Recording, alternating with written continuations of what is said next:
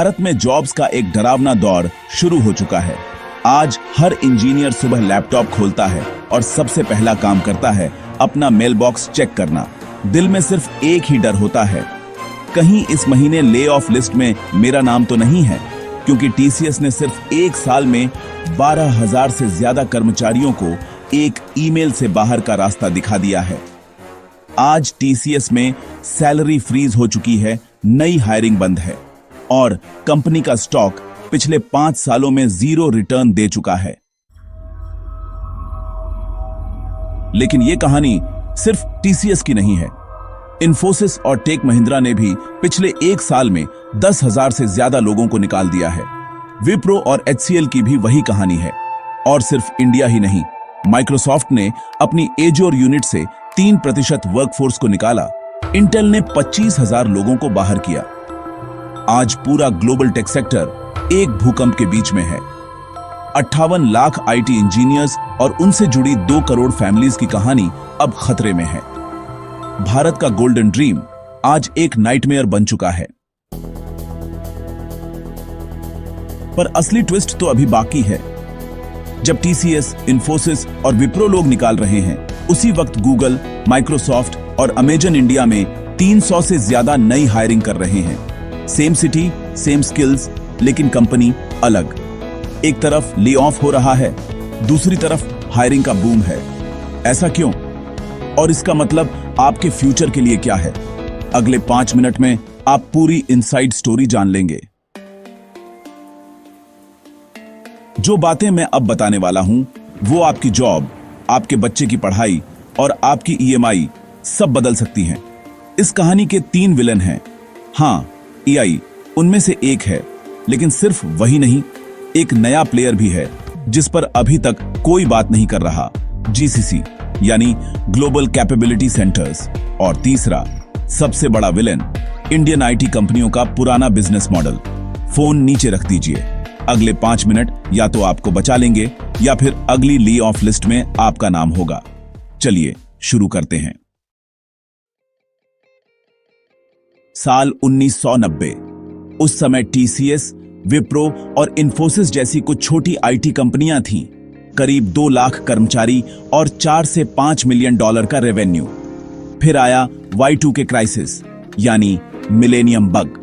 Computer 1985 को 85 और 1996 को 96 के रूप में स्टोर करते थे, लेकिन जब 2000 आया, सिस्टम 00 पढ़ेगा यानी 1900। बैंकिंग सिस्टम से लेकर एयरलाइंस तक सब ठप पड़ सकते थे। समाधान था, दुनिया का हर कोड दोबारा लिखो। और तब भारत ने कहा, हम कर सकते हैं, हमारे पास टैलेंट है, इंजीनियर हैं और सबसे बड़ी बात, हम सस्ते हैं।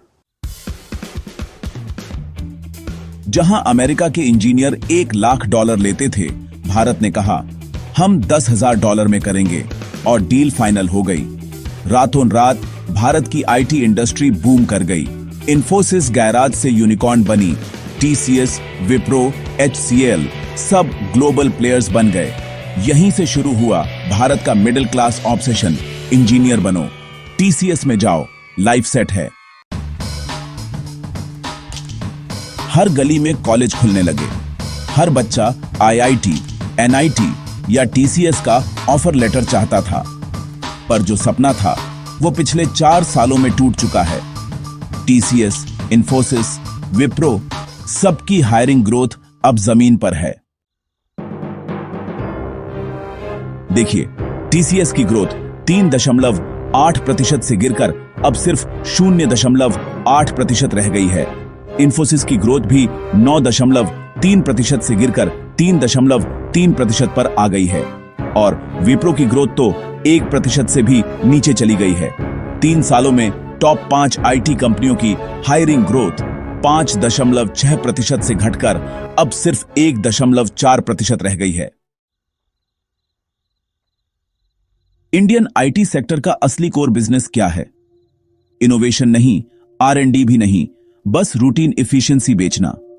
Coding, testing, support, migration, documentation, ये सारे बोरिंग टास्क जो वेस्टर्न डेवलपर्स आउटसोर्स करते थे। इंडिया हमेशा कहता था, हम सस्ते में करेंगे। लेकिन फिर आया एआई ऑटोमेशन रेवोल्यूशन।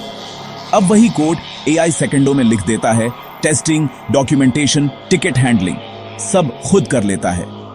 एआई ने वही यूएसपी छीन लिया जो कभी इंडिया की सबसे बड़ी ताकत थी। अब क्लाइंट सोचते हैं जब एआई कर सकता है तो आउटसोर्स क्यों करें, और यहीं से पूरा सिस्टम सच में हिल गया। अब वो कंपनियां जो पहले टीसीएस या इन्फोसिस को कॉन्ट्रैक्ट देती थीं, वो अब इंडिया में अपने खुद के ऑफिस खोल रही हैं। गूगल ने बेंगलुरु में, माइक्रोसॉफ्ट ने हैदराबाद में, जेपी मॉर्गन ने मुंबई में और नेटफ्लिक्स ने गुरुग्राम में अपने टेक सेंटर्स बना लिए हैं। अब वो प्रोजेक्ट्स जो पहले इन्फोसिस को मिलते थे, अब वही काम ये मल्टीनेशनल कंपनियां इन हाउस कर रही हैं। फायदे भी चारों तरफ हैं। वेंडर डिले खत्म, डेटा सिक्योरिटी पूरी, कॉस्ट 50% तक कम और बेस्ट टैलेंट सीधे अपने पास। क्योंकि आज हर इंजीनियर गूगल बैज पहनना चाहता है, टीसीएस नहीं। इसी वजह से अब मल्टीनेशनल कंपनियां इंडिया में ही हजारों इंजीनियर हायर कर रही हैं। 2025 तक जीसीसी की ग्रोथ 40% तक पहुंच जाएगी। इंडियन आईटी कंपनियां पिछले 25 साल से एक ही मॉडल पर चल रही हैं, मैन पावर रेंटल मॉडल, यानी घंटे बेचो डॉलर लो। जब तक रूटीन वर्क चलता रहा ये मॉडल भी चलता रहा, लेकिन अब एआई के द्वार में ये मॉडल खत्म हो रहा है।